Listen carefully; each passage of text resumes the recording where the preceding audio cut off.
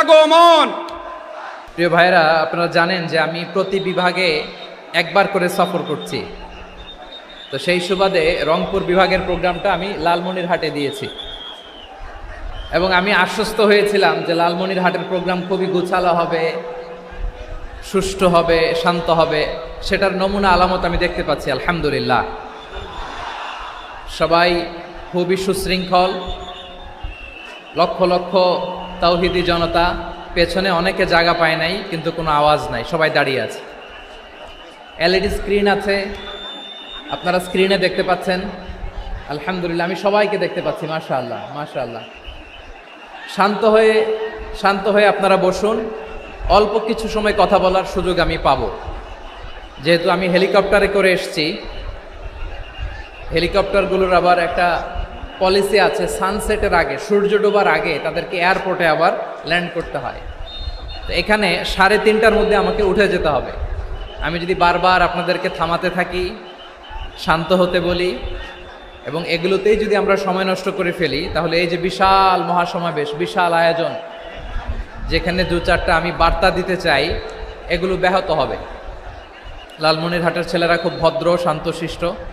আসার পর থেকে আমাকে রিসিভ করা থেকে শুরু করে স্টেজে আনা থেকে শুরু করে, এবং আলহামদুলিল্লাহ তরুণ জেনজি শ্রোতাদেরকে আমি দেখতে পাচ্ছি, তারা খুবই কোঅপারেটিভ।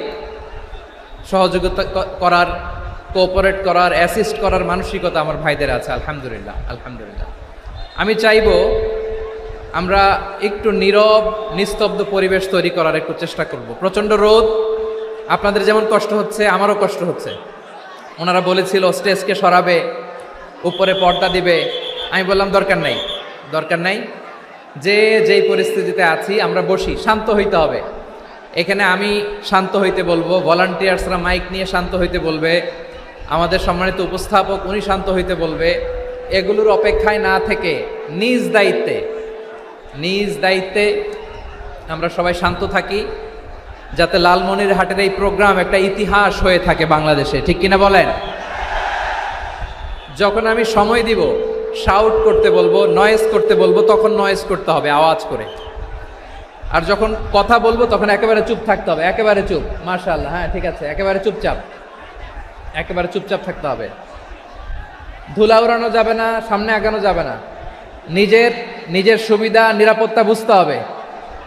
এটা কোনো রাজনৈতিক সমাবেশ না, এখানে লাফালাফি, চিৎকার চেঁচামেচি, হাত দেখানোর দরকার নাই। হাত দেখানোর পর্ব শেষ। এখানেও ঠান্ডা হয়ে গেছে, মাশাআল্লাহ, হ্যাঁ মাশাআল্লাহ। আমাদের ভলান্টিয়ার্স ভাইরা, আমাদের স্বেচ্ছাসেবক ভাইরা, আইন শৃঙ্খলা রক্ষাকারী ভাইরা অনেক চেষ্টা করতেছে, মাশাআল্লাহ, very good. I am very happy to C this scenario, মাশাআল্লাহ, আলহামদুলিল্লাহ। আমি একটু দেখতে চাই যে রংপুর বিভাগের কে কোন জেলা থেকে আপনারা এসছেন। কুড়িগ্রাম থেকে কারা এসছেন দেখি, কুড়িগ্রাম, মাশাআল্লাহ মাশাআল্লাহ। আচ্ছা, গাইবান্ধা জেলার কে আসছেন? গাইবান্ধা, হ্যাঁ মাশাআল্লাহ। ঠাকুরগাঁও অনেকে আসছেন। দিনাজপুর জেলা থেকে,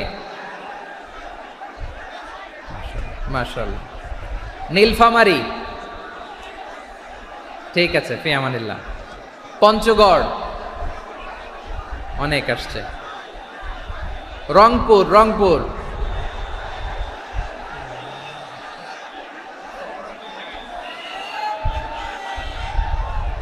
মাশাআল্লাহ মাশাআল্লাহ, ঠিক আছে। লালমনিরহাটের কারা দেখি, লালমনিরহাট,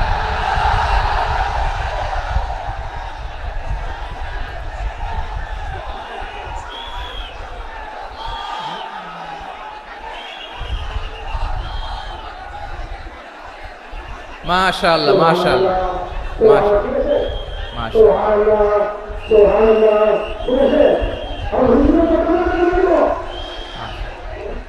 ঠিক আছে। আচ্ছা, এই রংপুর বিভাগের বাইরে থেকে অন্য জেলার কারা কারা আসছেন দেখি, তাও আছে অনেকে, মাশাআল্লাহ, ঠিক আছে। আজকের প্রোগ্রামে উপস্থিত আছেন প্রধান অতিথি হিসেবে অধ্যক্ষ আসাদুল হাবিব দুলু ভাই, সাংগঠনিক সম্পাদক বিএনপি, জাতীয় নির্বাহী কমিটির সভাপতি, জেলা বিএনপি লালমনিরহাট। বিশেষ অতিথি হিসেবে আমাদের অনেক ভাইরা এসছেন, সবাইকে শুকরিয়া জানাই। সভাপতিত্ব করছেন জনাব আব্দুল হাকিম। আইন শৃঙ্খলা বাহিনী, প্রশাসন, ভলান্টিয়ার্স, শুনেছি আমি প্রায় 5,000 ভলান্টিয়ার্স আপনারা নিয়োগ দিয়েছেন। আলহামদুলিল্লাহ, আলহামদুলিল্লাহ, অনেক গোছালো প্রোগ্রাম। আমার প্রাণ ঢালা ভালোবাসা জানবেন, আমার হৃদয়ের গহীন থেকে ভালোবাসা নেবেন, শুভেচ্ছা জানবেন সবাই। ঠিক আছে, ঠিক আছে। প্রিয় ভাইরা, আমরা আর কাল বিলম্ব না করে মূল আলোচনায় চলে যেতে চাই। আজকে যে টপিকের উপর আমি কথা বলবো, টপিকটা হচ্ছে peaceful coexistence and communal harmony, শান্তিপূর্ণ সহাবস্থান এবং সাম্প্রদায়িক সম্প্রীতি।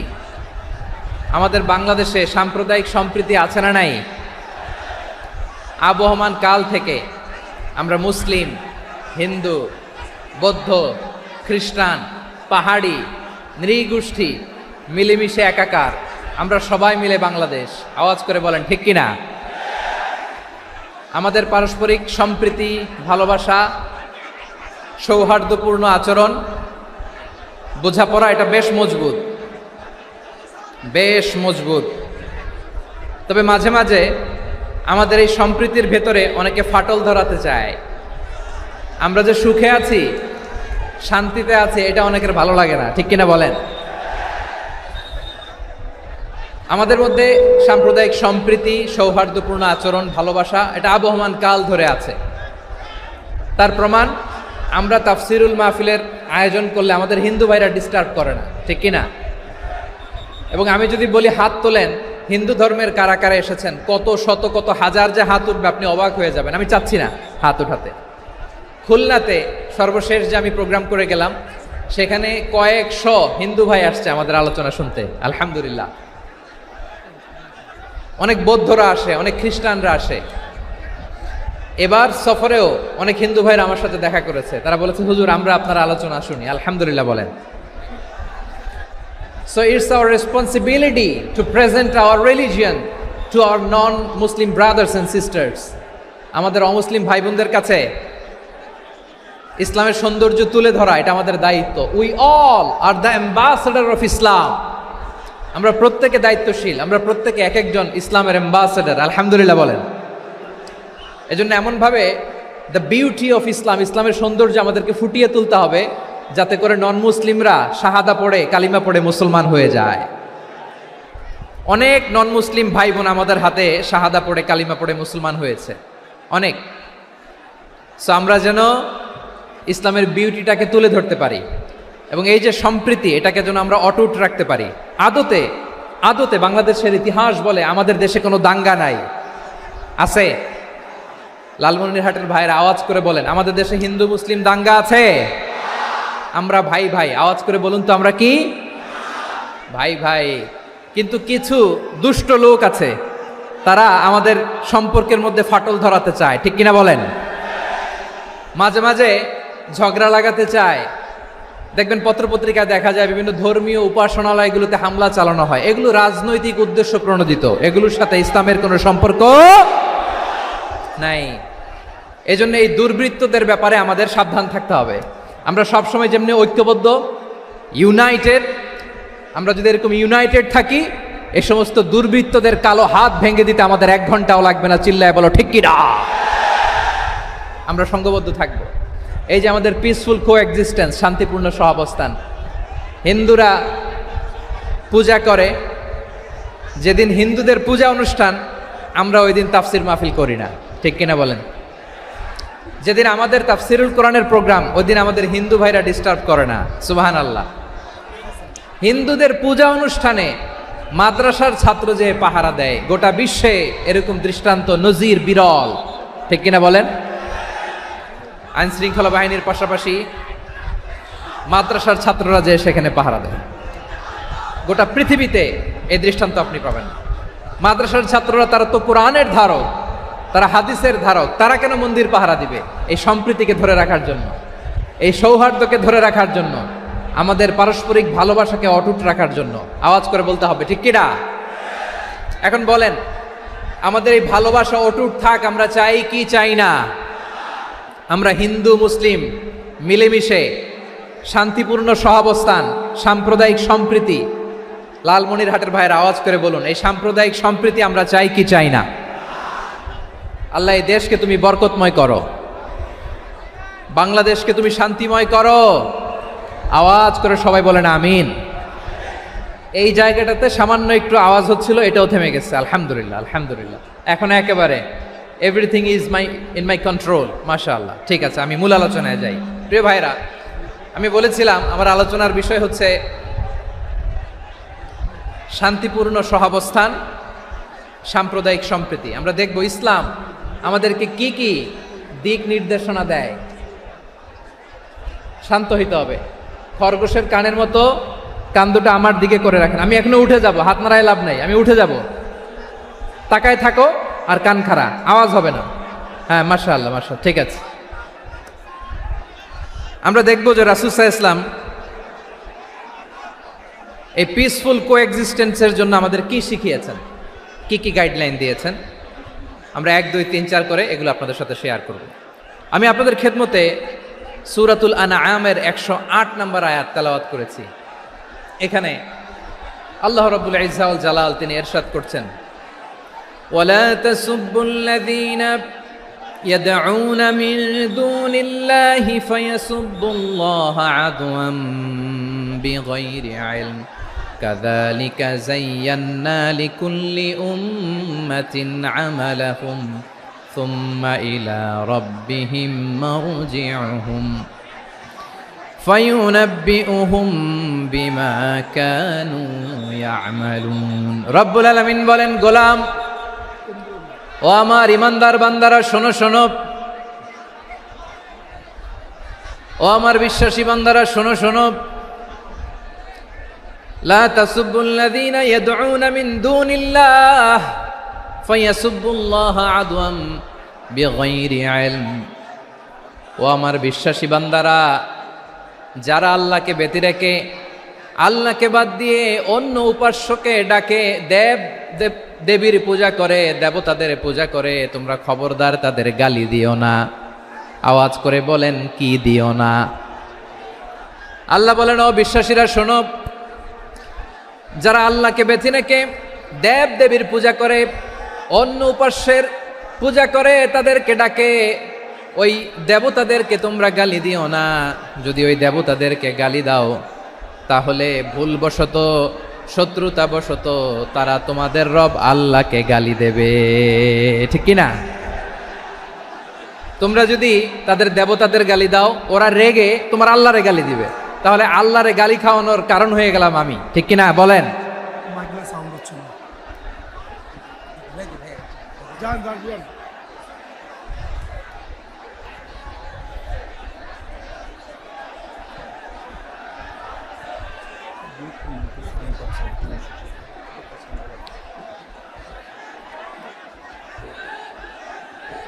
সম্মানিত ভাইয়েরা, এত বিশাল প্রোগ্রাম, মাইকের একটা সেটআপ থাকে, তারগুলো অনেক সময় নড়ে যায়, ধাক্কা ধাক্কিতে ডিসপ্লেস হয়, একটু ঝামেলা হবে।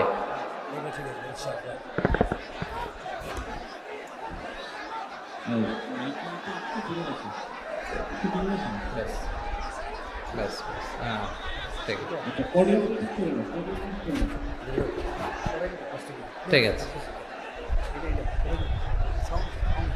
একটু একটু সমস্যা হবে মাঝে মাঝে। আপনারা শান্ত থাকলে, শান্ত থাকতে হবে। এইভাবে সাউন্ড নাই, এই নাই, এই বলতে বলতে আমার সময়ও নাই, উঠে যেতে হবে, এগুলো বোকামি। এই বিভাগীয় প্রোগ্রামগুলোতে যাই, চিৎকার চেঁচামেচি করে তোমরা আসো, সময় শেষ, আমাকে উঠে যেতে হয়। আমরা তো বঞ্চিত হলাম, গুরুত্বপূর্ণ অনেক কথা শোনাবো তোমাদের, অনেক। প্রিয় ভাইরা, আপনারা শান্ত হয়ে বসুন, শান্ত হয়ে। রব্বুল আলামিন বলেন, খবরদার বিশ্বাসীরা, আল্লাহ ছাড়া যারা অন্যান্য উপাস্যদেরকে ডাকে, দেবতাদেরকে ডাকে, তাদেরকে তোমরা গালি দিও না। ওই সমস্ত দেবতাদেরকে যদি তোমরা গালি দাও তাহলে তারা আল্লাহকে গালি দিবে, ঠিক কিনা বলেন? আমরা দেবতাদের গালি দিলে ওরা আল্লাহকে গালি দিবে। রব্বুল আলামিন বলেন, খবরদার দেবতাদেরকে গালি দিও না, তাহলে ওরা তোমার রব আল্লাহরে গালি দেবে। প্রতিটি জাতির জন্য তাদের কাজকে আমি আল্লাহ সুশোভিত করে রেখেছি, তারা সবাই একদিন আমার কাছেই ফিরে আসবে। এরপর আমি রব্বুল আলামিন তাদের আমলনামা তাদেরকে জানিয়ে দেব। সুবহানাল্লাহ পড়ে। প্রিয় ভাইরা, আল্লাহ তাআলা বলেছেন, খবরদার গালি দিও না। আদেশটা কার? আওয়াজ করে বলেন তো। হিন্দুদের দেবতা দেবদেবীদেরকে গালি দেওয়া যাবে না। আওয়াজ করে বলুন প্রিয় ভাইরা, এই আদেশটা কার? এই আপনাদের গলার আওয়াজ। অন্য ধর্মের দেবতাদেরকে যে গালি দেওয়া যাবে না, এই আদেশটা কার? আরো জোরে বলুন, কার? গালি দিবেন কোন দেবতাকে? দিবেন? যদি দেন তাহলে ওরা আল্লাহরে গালি দিবে, তাহলে আল্লাহরে গালি খাওয়াইলো কে? আপনি। ঠিক কিনা বলেন? আমি আল্লাহকে গালি খাওয়ানোর কারণ হলাম, কারণ আমি যদি গালি না দিতাম ওরা আমার রবকে গালি দিত না। আওয়াজ করে বলেন ঠিক কিনা? তাহলে প্রিয় ভাইয়েরা, ইসলাম আমাদেরকে শিখায়, সূরাতুল আনআমের 108 নম্বর আয়াত থেকে আমরা বুঝলাম কোনো ধর্মকে ছোট করা যাবে না। অন্য ধর্মকে ছোট করা মানে ইসলামকে ছোট করা। অন্য ধর্মের দেবতাকে গালি দেওয়া মানে আল্লাহকে গালি খাওয়ানো। আওয়াজ করে বলেন ঠিক কিনা? খবরদার, এটা করা যাবে না। আর অন্য ধর্মের দেবতাকে যদি আপনি গালি দেন, ওরা ইসলাম থেকে দূরে সরে যাবে। যাও ইসলামের প্রতি আকৃষ্ট হয়েছিল আর কোনোদিন ইসলামের ধারে কাছে আসবে না। আওয়াজ করে বলেন ঠিক কিনা? এজন্য কখনো কোনোদিন অন্য ধর্মের দেবতাদেরকে গালি দেওয়া যাবে না। অন্য ধর্মের কোনো দেবতাদেরকে আমরা গালি দিব না, গালি দিব না, বরং ইসলামের beauty, the beauty of Islam, ইসলামের সৌন্দর্যকে আমরা তুলে ধরব। আমরা যদি বিশ্বনবী সাল্লাল্লাহু আলাইহি ওয়াসাল্লামের জীবনের দিকে তাকাই, তাহলে আমি দেখব বিষ্ণু ইসলাম মক্কাতে কিংবা মদিনাতে অন্য ধর্মের লোকদের সাথে খুব পিসফুলি লাইফ লিড করেছেন। হোক মুশরিক, হোক খ্রিস্টান, হোক ইহুদি, বিশ্বনবী সবার সাথে মিলেমিশে ছিলেন। আলহামদুলিল্লাহ বলেন। ইসলাম হচ্ছে পিসফুল রিলিজিয়ান। অন্য ধর্মের প্রতি সহনশীলতার সবক ইসলাম আমাদেরকে দেয়। কিন্তু প্রতিটি মুসলিমের এটা মনে রাখতে হবে, আল্লাহর কাছে পছন্দনীয় গ্রহণযোগ্য ধর্ম, জীবনাদর্শ একটি, সেটা হচ্ছে ইসলাম। আওয়াজ করে বলেন সেটা কি? লালমনিরহাটের ভাইয়েরা আওয়াজ করে বলুন, আল্লাহর কাছে মনোনীত ধর্ম একটি, সেটা কি? এজন্য রব্বুল আলামিন বলেন, ইন্নাদ-দীনা ইনদাল্লাহিল ইসলাম, আল্লাহর কাছে মনোনীত গ্রহণযোগ্য অ্যাকসেপ্টেড ধর্ম মতাদর্শ একটা, সেটা হলো ইসলাম। ইসলাম ছাড়া অন্য কোনো ধর্ম যদি কেউ তালাশ করে, তার ওই ধর্ম আল্লাহ গ্রহণ করবে না। ওমাই ইয়াবতাগি গায়রাল ইসলামি দীনান ফালাই ইউকবালা মিন ওয়া হুয়া ফিল আখিরাতি মিনাল খাসিরিন।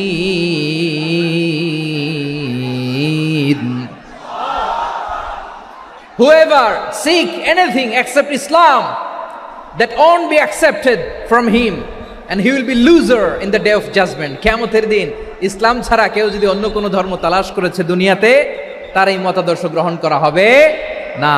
and he will be loser, সে হবে লুজার, ক্ষতিগ্রস্ত, হাই হাই কোম্পানির ম্যানেজার। ওর আমও শেষ, সালাও শেষ। আওয়াজ করে বলেন ঠিক কি না? এজন্য ইসলাম পেয়ে আমরা খুশি না বেজার? প্রত্যেক নামাজ শেষে আমরা আল্লাহরে বলি, আল্লাহ রাদিতু বিল্লাহি রাব্বা ওয়া বিল ইসলামি দীনা ওয়া বি মুহাম্মাদিন নাবিয়ান ওয়া রাসূলা। ও আল্লাহ, তোমারে রব হিসেবে পেয়ে আমরা খুশি। ও আল্লাহ, ইসলামকে ধর্ম হিসেবে পেয়ে আমরা খুশি। বিশ্বনবীকে আমাদের রাসূল পেয়ে আমরা খুশি। ঠিক কিনা বলেন? ইসলাম ছাড়া অন্য কোনো ধর্ম আমরা গ্রহণ করব না। ঠিক কিনা বলেন? আল্লাহর কাছে অ্যাকসেপ্টেড রিলিজিয়ান একটা, সেটা ইসলাম। তো বিশ্বনবী সাল্লাল্লাহু আলাইহি ওয়াসাল্লাম মক্কাতে কিংবা মদিনাতে খুব পিসফুলি এক্সিস্ট করেছেন, যে কোনো ধর্মের সাথে মিলেমিশে চলেছেন। তার প্রমাণ আমরা যদি রাসূল সাল্লাল্লাহু আলাইহি ওয়াসাল্লামের বায়োগ্রাফির দিকে তাকাই, তাহলে দেখব তিনি মুশরিকদের সাথে পিস ট্রিটি করেছেন, শান্তি চুক্তি, পিস ট্রিটি, পিস এগ্রিমেন্ট। আপনারা হুদাইবিয়ার সন্ধির নাম শুনেছেন? আমার লালমনিরহাটের কলিজার টুকরা ভাইয়েরা, হুদাইবিয়ার সন্ধির নাম আপনারা শোনেন নাই? 6ষ্ঠ হিজরিতে বিষ্ণু ইসা ইসলাম মুশরিকদের সাথে এই ট্রিটি করেছেন, চুক্তি। কাদের সাথে? মুশরিকদের সাথে। আমরা তো মুসলমান বসতে পারি না। আমরা দুই মুসলিম ভাই একসাথে বসে চা খেতে পারি না, গল্প করতে পারি না। বিষ্ণু ইসা ইসলাম মুশরিকদের সাথে ট্রিটি করেছেন, হুদাইবিয়ার সন্ধি। এই সন্ধির আগে মক্কা থেকে কেউ মদিনায় যেতে পারে না, মদিনা থেকে কেউ মক্কায় যেতে পারে না। কিন্তু এই সন্ধির পরে ট্রাফিক স্বাভাবিক হয়ে গেল। মক্কার লোকেরা মদিনায় আসতে পারে, মদিনার লোকেরা মক্কায় আসতে পারে। এটাকে বলে সুলহে হুদাইবিয়া। The peace agreement of Hudaybiyyah, শান্তি চুক্তি। আমরা পৃথিবীতে এখন অনেক শান্তি চুক্তির নাম শুনি, এগুলো সব the piece treaty of Hudaibiya থেকে কপি করা। আল্লাহু আকবার। তাহলে বিশ্বনবী সাল্লাল্লাহু আলাইহি সাল্লাম তিনি যে শান্তিপূর্ণ সহাবস্থানে বিশ্বাসী ছিলেন, মুসলমানেরা যে অন্য ধর্মের প্রতি সহনশীল তার প্রমাণ হচ্ছে এই পিস ট্রিটি। শুধু তাই নয়, মাইকের সাউন্ডটা একটু বাড়ায় দিতে হবে, খুব দুর্বল, একটু